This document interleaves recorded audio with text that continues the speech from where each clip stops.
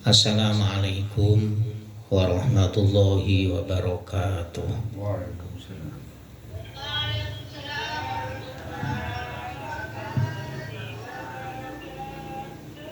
Ila mu'allif al-Fatihah. A'udzu billahi minasyaitonir rajim. Bismillahirrahmanirrahim. Alhamdulillahi rabbil alamin arrahmanir rahim maliki yaumiddin. Iyyaka na'budu wa iyyaka nasta'in ihdinas siratal mustaqim siratal ladzina an'amta 'alaihim ghairil maghdubi 'alaihim waladdallin. Amin. Bismillahirrahmanirrahim. Qul ja'al haqq wa zaqal batil innal batila kana zahuqa. Qala mu'allif rahimallah. At-tarfu salisu fi kaifiyatil izalati. Bab yang nomor 3 yaitu bagaimana cara menghilangkan najis. Kalau kemarin materi atau barang yang bisa menghilangkan najis diantaranya satu batu atau materi yang padat, dan yang nomor 2 adalah air. Nah, sekarang bagaimana cara menghilangkan najis? An-najasatu ingkanat hukmiyatan. Kalau najis itu adalah najis hukmiyah. Hadis najis hukmiyah itu apa toh? Waya alati laisalaha jilmun mahsusun, yaitu najis yang tidak ada bentuknya.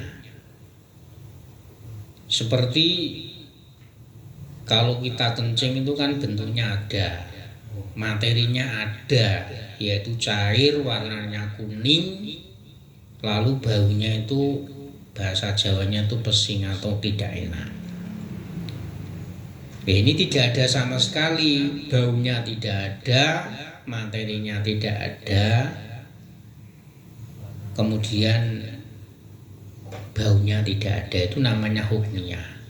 Asalnya itu ada gitu loh. Jadi misalkan itu kita kencing atau ada asal mulanya itu ada kotoran tikus, kucing atau dan lain sebagainya, asalnya ada, cuman kita bersihkan dulu dengan kain atau dengan lap atau dengan, kalau orang dulu tuh pakai kulitnya kelapa itu, sehingga itu materinya hilang. Itu namanya hukmiyah.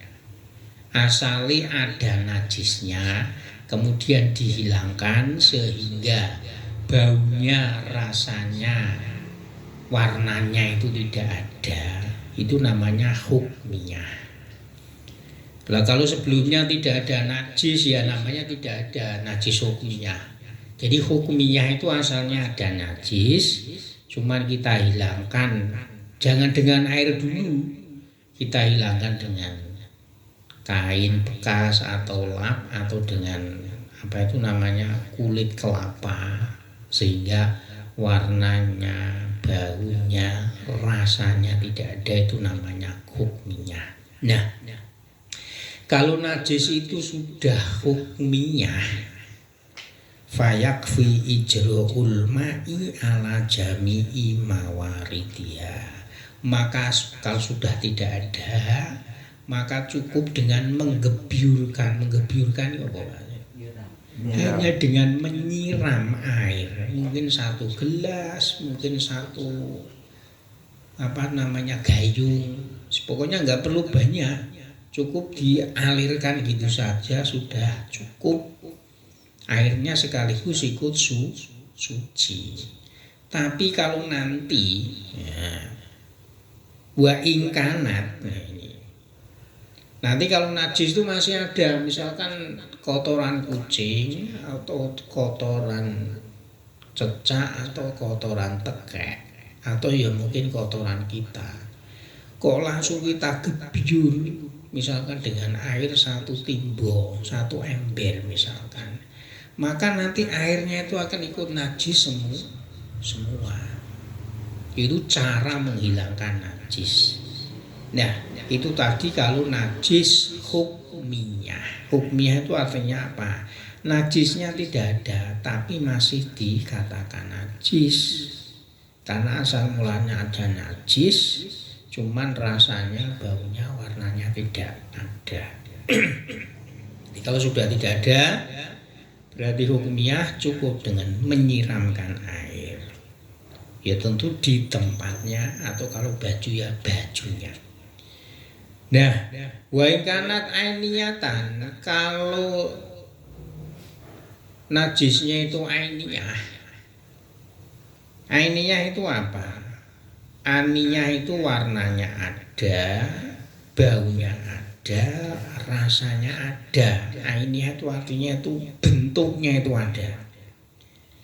Fala buddha min izalatil aini, maka wajib menghilangkan bentuk daripada najis itu sendiri. Dihilangkan terlebih dahulu. Jadi kalau kotoran kucing ya harus kita hilangkan dulu. Baik itu rasanya, baunya maupun warnanya. Begitu juga air kencing atau air seni kita. Kalau ada ya kita hilangkan dulu materinya. Warnanya kuning hilang, baunya pesing hilang, rasanya asin harus hilang. Nah setelah itu baru kita gebyur, berarti kalau hilang itu menjadi hukmiyah. Cuman wabaqaul launi badal harfi wal qursi ma'fuun anhu. Kalau memang masih ada warnanya, mungkin warnanya kuning, setelah kita gosok-gosok, memakai kain, memakai lap, memakai kulit kelapa, kok sukar, ya maka itu dimakfu, gak apa-apa. Jadi najis tapi dimakfu itu artinya diampuni ya, karena sukar biasanya itu warna, contohnya itu biasanya itu darah. Jadi misalkan kita pakai pakaian putih seperti saya ini, terus saya punya tangan atau kaki luka, kakinya kena air, kena darah. Ini biasanya sing suwangel itu warna biasanya.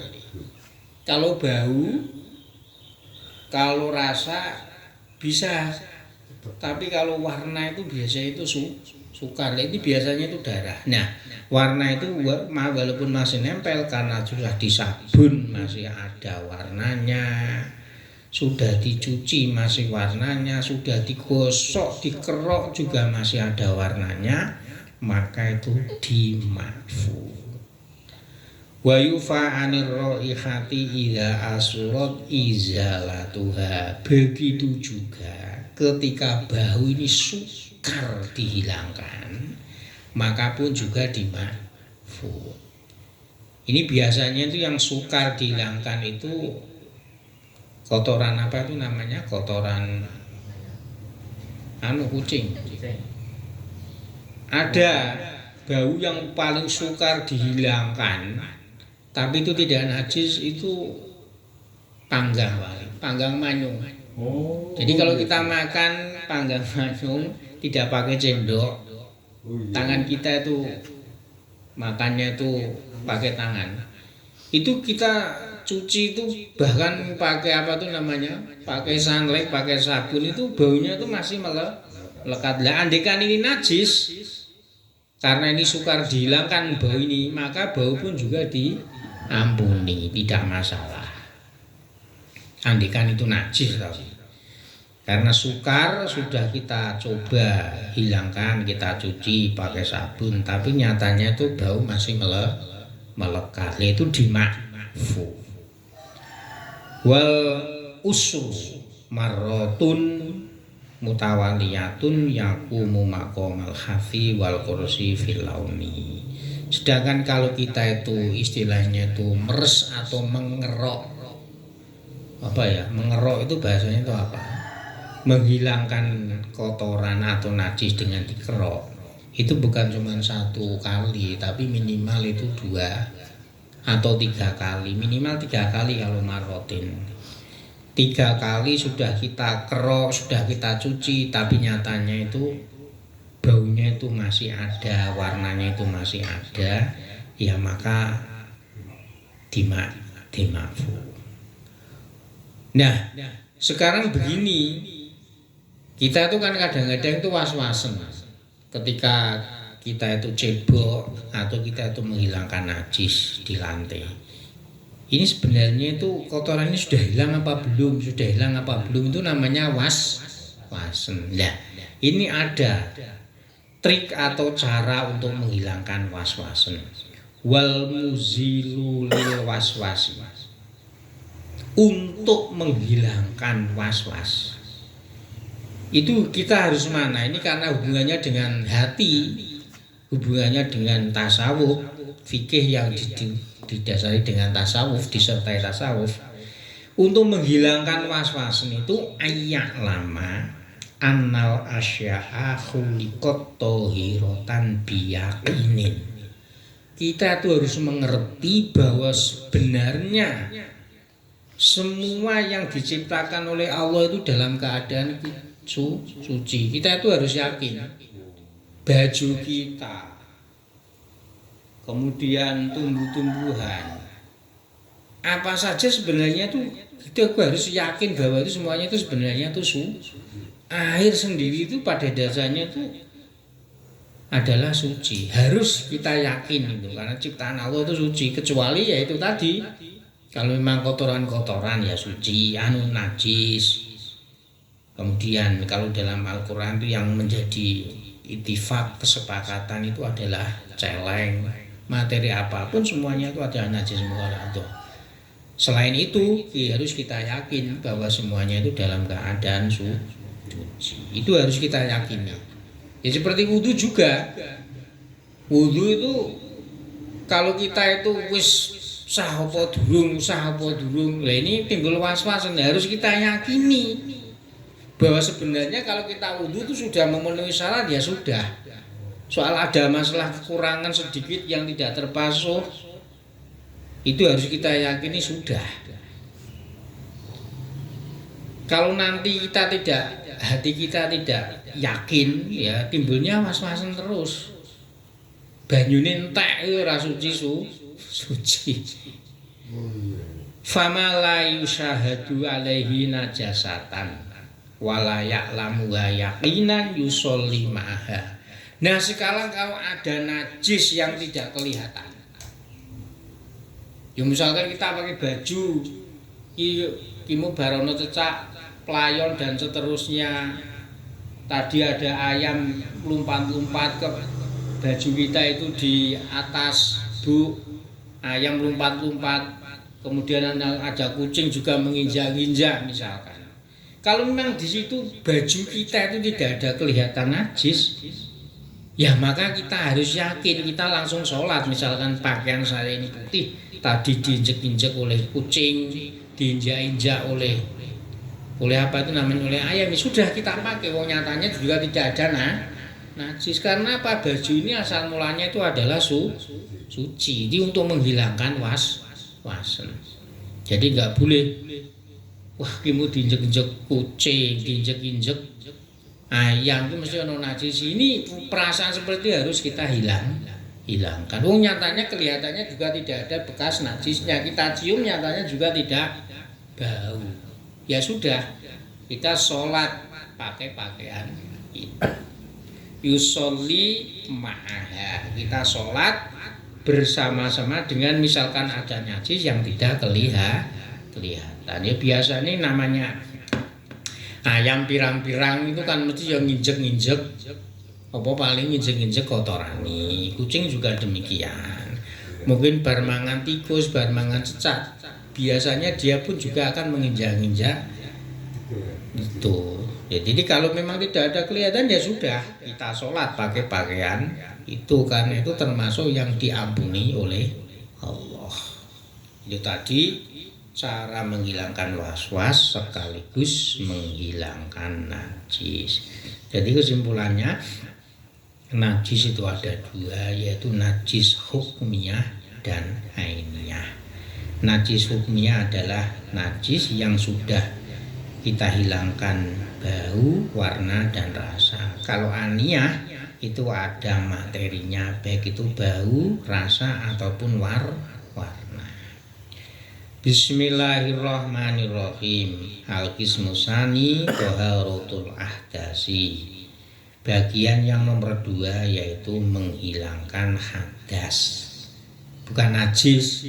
Kalau kemarin di depan itu yang pertama adalah najis. Kalau najis itu berarti ada materinya. Tapi kalau hadas ini tidak ada materinya. Istilahnya itu hadas itu adalah peristiwa atau perbuatan.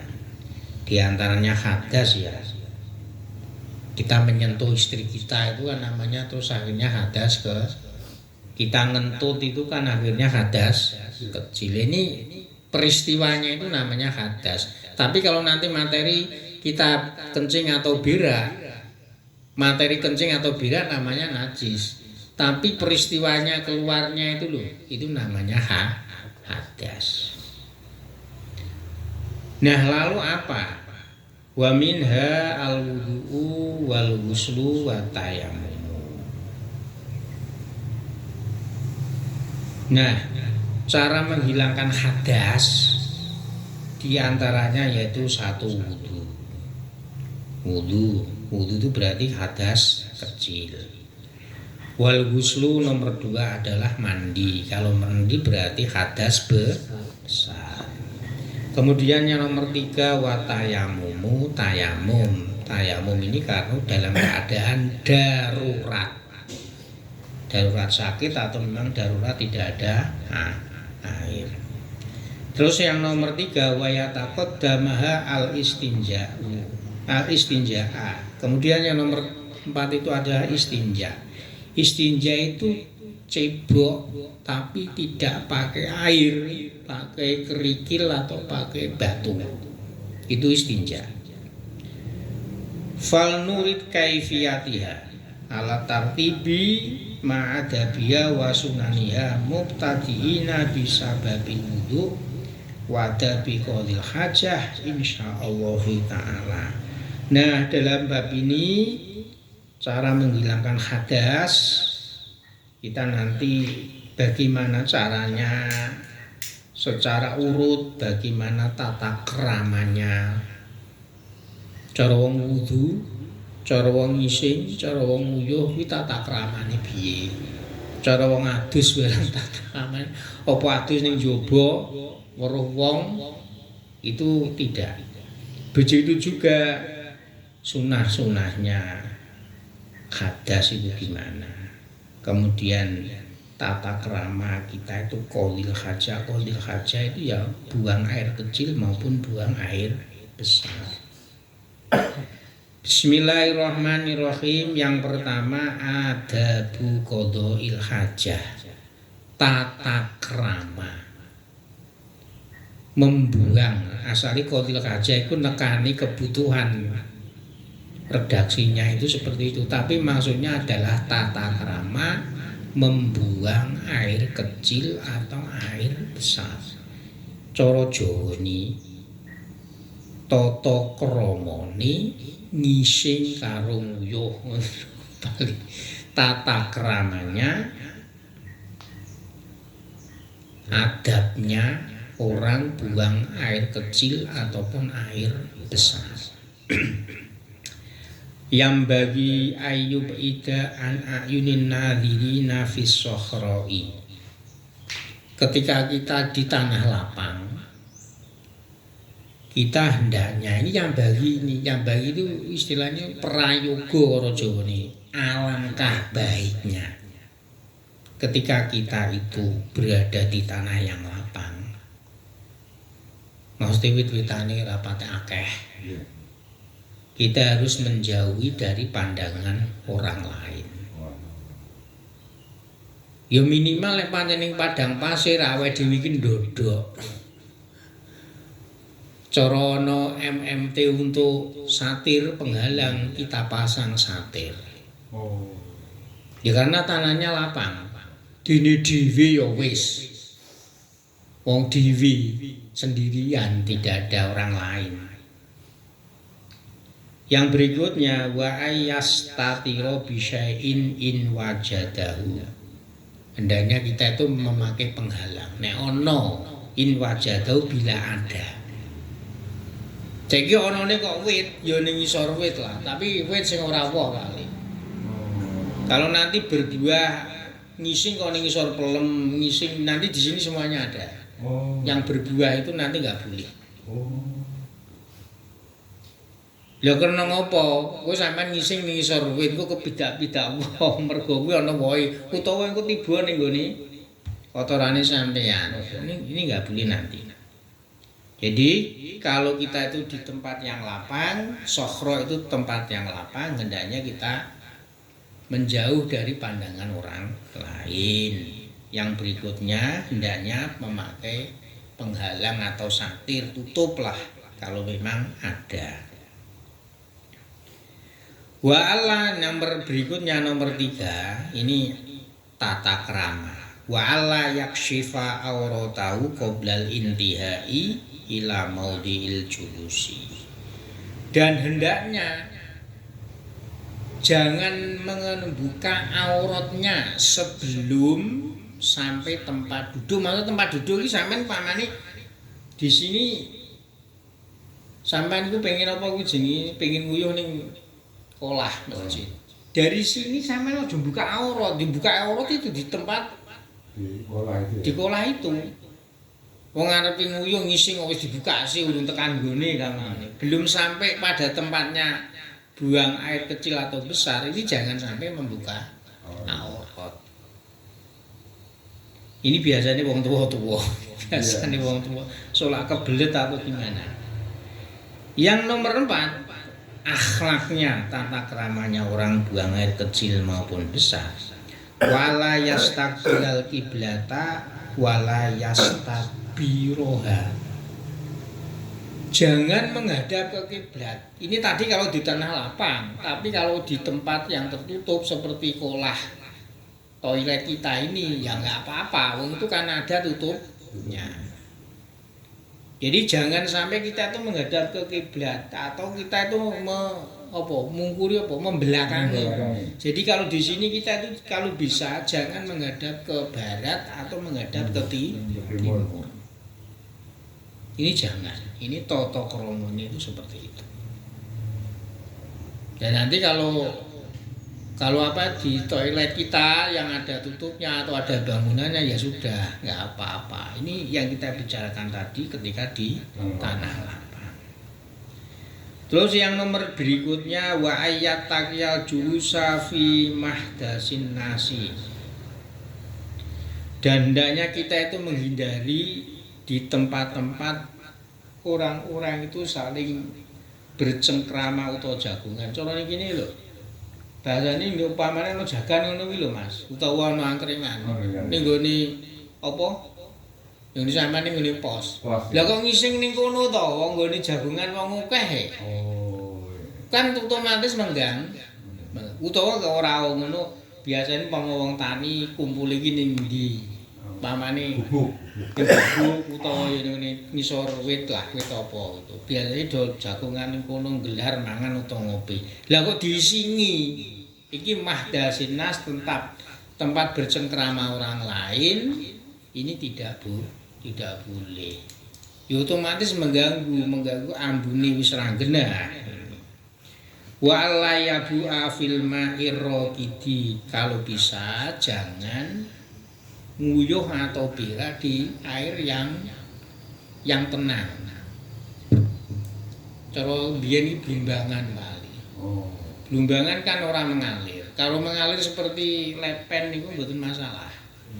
Tapi sing meneng blimbangan ini jangan. Jelas ngotori. Kalau banyak sering itu akhirnya menjadi bau. Jadi kalau dalam kitab yang lain atau hadis yang lain, baik hadisnya itu dhaif maupun tidak, itu kalau air itu diem itu tempatnya jin gitu loh. Jadi kalau di sana seperti itu, tapi yang jelas tidak diperbolehkan diantaranya dampaknya itu tadi. Blumbangi cilik ora ana iwake digawe sing bola-bali otomatis kotor ngilani lah bahasa. Karena airnya itu dia kamplung-kamplung lah bahasanya nggak boleh. Wa tahta syajarati al-muthmirati. Begitu juga kita itu kencing atau nguyuh, ngising atau nguyuh ning nggone panggonan ngisore wit sing berbuah, enggak boleh. Lah kok ora oleh. Lah kok wayana woh niba ning kotoran. Nih lha sing duwe arepe mangan yo gila. Ya boleh nih wae. Mal musmirati wa fi sakbibun juga di tempat lubangan pamane lubangan uyuh. Ora ngerti sampean uyuh ning kono mergo yuyune kuyuhan panas akhirnya manuke sampean dicapit. Enggak boleh. Itu juga kalau di dalam hadis bolongan-bolongan itu juga tempat bersemayamnya jin atau makhluk-makhluk halus. Gak ngono lenge kuwi jebule gawe umpet-umpetan ula. Lah ulane rumah sampean uyuhi bolongane. Ulane metu nyatek manuke sampai. Ya, lah ini enggak boleh. Ini tata keramanya seperti itu. Ini cah cilik mbiyen malah digawe ngono, kula kelingan cilikan masane. Guleleng yuyu duyu. Jadi kalau kita dewasa enggak boleh. Juga menyakiti kan pomono yuyuni. Itu juga menyakiti yuyu, ada ular juga menyakiti ular. Misalkan di situ banyak semutnya juga menyakiti semut, itu juga makhluk ini Gusti Allah. Enggak boleh. Yang berikutnya wa ayataqiya al-maudhi'a as-sulba. Dan kita hindari kencing atau berak di tempat-tempat yang banyak angin. Jadi misalkan ngeten nggih. Angin iki malune ngidul. Lah kok sampean ngising ning ngarepan otomatis kan baune mlebu mrene. Ini juga enggak boleh. Wa mahabbatir riyahi fil bauli istinjaan min rosasihi. Jadi umpamane sampean iki angine pas wayahe ngitan, lho kok sampean nguyuh ini apa iki jenenge? Angine pas wayahe mengulon, sampean umpamane ngising ngarep masjid, lan masjid mambu kabeh nggon wong. Itu enggak boleh. Jadi kita itu misalkan ini tadi yang dibicarakan fi sokhra di tempat yang lapang. Akhirnya karwane toilet ya ora kena angin. Dan yang nomor berikutnya hendaknya kita hindari berak atau kencing di tempat yang keras. Keras iki musane ndur watu ning ndur wadas kan ora ilang-ilang wali. Tidak meresap.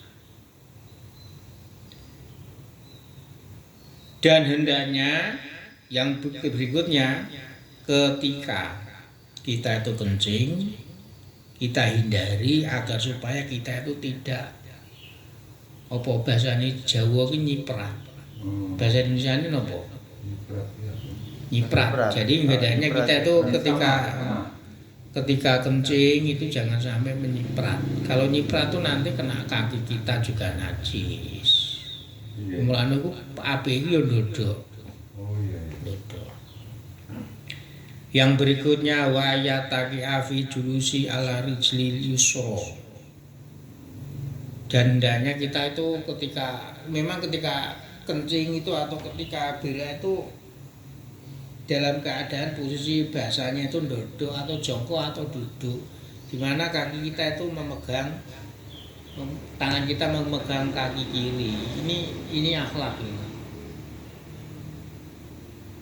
Ya kenang apa kok dadak sikile iku sing kiwa diunggahne ya biar mudah, biar tuntas istilahnya. Misalkan kencing ya kencingnya itu tuntas, hilang bersih. Misalkan kita itu beraknya itu pun juga tuntas, tidak ada sisa-sisanya. Wa in kana fi bunyanin, dan ketika kita itu berak atau kencing pada suatu bangunan berarti ning toilet. Toilet masjid, toilet rumah, toilet rest area dan seterusnya lah, pokoknya di bangunan. Maka dianjurkan yuqaddimur rijla al yusra fit dukhuli wal yumna fil khuruji. Jadi hendaknya kita kalau kencing di bangunan kita masuk itu pakai kaki kiri dulu. Dan ketika keluar kaki kanan dulu. dulu. Ini akhlak adab, tidak wajib. Ini ajaran Rasulullah. Saya ulangi lagi, ketika kita buang air kecil atau besar kok masuk di tempat toilet, berarti itu bangunan, maka sunnahnya adalah kita masuk kaki kiri dulu, kemudian kalau keluar kaki kanan dulu. Nanti kebalikan dengan masuk masjid, karena toilet itu tempat kotor, tempat risih, tempat rusuh. Kalau masjid kan tempatnya baik. Kalau masjid sunnahnya kaki kanan dulu, keluar kaki kiri dulu. Wala yastasiba syai'an alaihi ismallahi ta'ala aw rasulihi sallallahu alaihi wasallam. Dan hendaknya ketika kita itu kencing atau berak, jangan membawa ayastasiba, itu jangan membawa. Di situ ada nama-nama Asmaul Husna, nama-nama Allah atau nama-nama Rasulullah. Bahasanya ditinggal. Pomono tulisannya Al-Quran, bahasanya raja, ono asmane Nabi Muhammad, ono asmane Allah, ada Asmaul Husna, kita tinggalkan, jangan sampai kita bawa. Kalau kita bawa itu nanti makruh.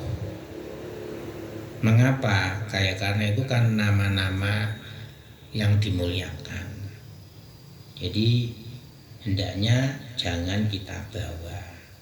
Jadi wala yastashiba syai'an alaihi ismallahi ta'ala aw rasulihi. Jadi sunnahnya jangan sampai membawa yang ada tulisan-tulisan nama Allah atau Asmaul Husna ataupun Rasulullah. Ini akhlak. Wa yaqula inda dukhuli bismillahi a'udzu billahi minal khubuthi wal khabaithi. Dan ketika masuk tempat atau toilet, ketika masuk tempat kencing atau buang air besar, hendaknya kita membaca doa Bismillahi a'udzubillah minal khubuthi wal khaba'ith, yang artinya dengan menyebut nama Allah. Mulanya bismillahirrahmanirrahim. A'udzu billah, saya memohon apa tuh? Penjagaan dari Allah dari jin-jin laki-laki wal khobaisi, dan jin-jin perempuan. Ya maksudnya ki umpama nguyu tuntas ora ndadekno kencing apa? Kencing batu. Jadi kalau donga insyaallah ya waras. Sehat. Wa indal khuruji, dan ketika keluar dari toilet, tempat kencing ataupun tempat berak, alhamdulillahilladzi adhaba anni ma yu'lini wa abqa ala ma yanfa'uni. Ketika keluar membaca doa alhamdulillahilladzi adhaba anni ma yu'lini wa abqa ala ma yanfa'uni, yang artinya segala puji bagi Allah yang menghilangkan dariku segala sesuatu yang menyakitiku. Orang cuma menyakiti lah, istilahnya itu yang berdampak negatif kepadaku.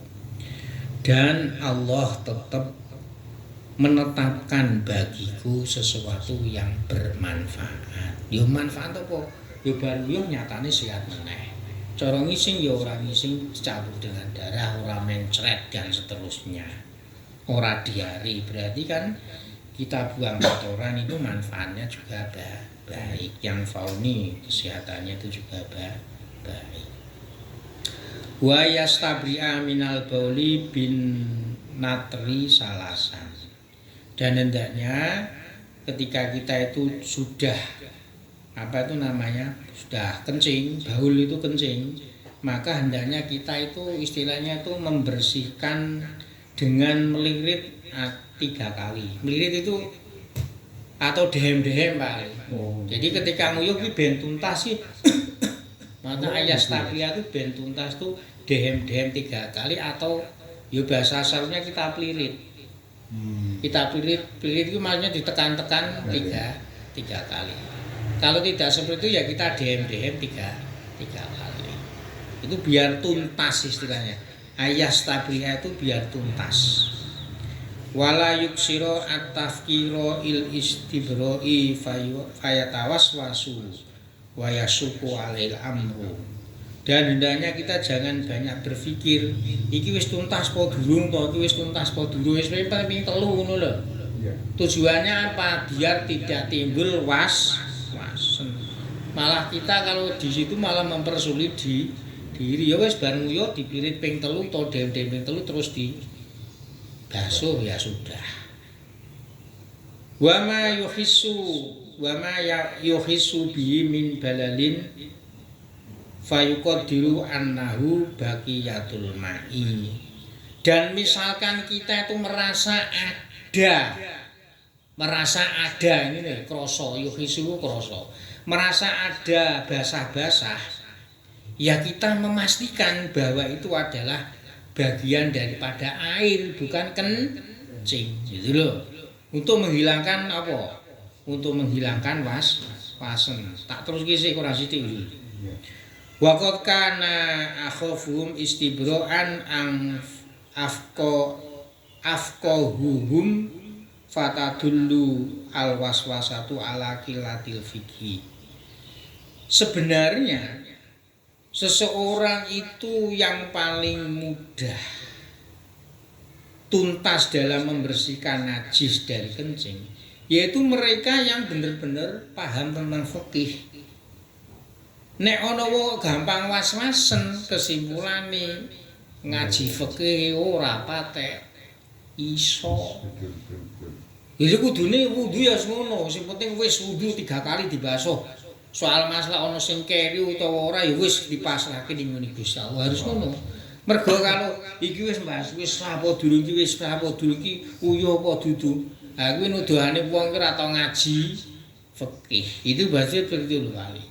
Jadi minimal kita itu pernah belajar bahwa was-wasen itu tidak harus benar-benar kita hilangkan. Ojo sithik-sithik sing najis nyatani isi ono. Tadi sudah dikatakan bekas itu tidak masalah, itu harus kita yakini bahwa itu adalah sesuatu yang sukar kita hilangkan sehingga kita tidak timbul yang namanya was-wasen. Jadi kalau orang itu kok timbul was-wasen berarti dia itu memberikan petunjuk bahwa dia itu kepahaman fikihnya itu kurang. Tadullu ala qillatil fiqhi. Jadi nek ana was-wasen iki berarti ora tau belajar fikih. Fikih kudune iki piye? Kudune sudah memenuhi syarat standar ya sudah. Bahkan di sini dikatakan kita jangan berpikir wong wis diplirit ping 3 iki kok iso teles-teles bar tak gebyur ya wis to harus diyakini fayuqad dilu annahu baqiyatul ma'i. Wis teles-teles iku bekas siraman banyu ora bekas uyuh ngono lho. Wa minar rukhsati ayyabulal insanu qoriban min sahibihi mustatiron anhu. Dan termasuk di antara keringanan yaitu seseorang itu nguyuh dekat dengan temannya sebagai penghalang. Contohnya ngene lho. Pamane kula niku ning nggone ora-ora kalih sampean. Kali tulung ning nggone sampingku sampean aku nguyuh gen ora madhep kiblat utawa gen ora weruh wong. Ini boleh. Jadi sing gawe penghalang ki kancane gitu lho maksudnya. Ora kudu materi MMT atau apa tidak. Ini termasuk rukhsah. Fa'ala dzalika Rasulullah sallallahu alaihi wasallam ma'a syiddati hayahi liyubayyina linnasi dzalika. Begitu juga Rasulullah itu pernah melakukan seperti itu dengan sahabatnya. Padahal Rasulullah ki asline ki isin banget. Sifatnya Rasulullah isin banget. Isin banget yo. Jadi kan ora pantes to Rasulullah ki wong isin banget kok nguyuh kon nutupi kanca-kancane. Tapi bahwasanya Rasulullah melakukan seperti itu tuh maksudnya apa? Rasulullah nguyuh kon ngadani cara Jawa. Kon menghalangi koncone ben ora madhep kiblat, ben ora mungkuri kiblat, ben ora weruh wong. Tujuannya itu apa? Rasulullah itu menjelaskan kepada orang lain, kepada umatnya bahwa perilaku seperti itu diperbolehkan. Kok orang meremehke koncone? Wah, kowe arep nguyuh kok malah jaluk tulung aku kuwi ora genah. Tidak, hal semacam itu diperbolehkan, rusuh diperbolehkan. Karena apa? Itu kebutuhan. Pun paham Pak Lia? Al-Fatihah.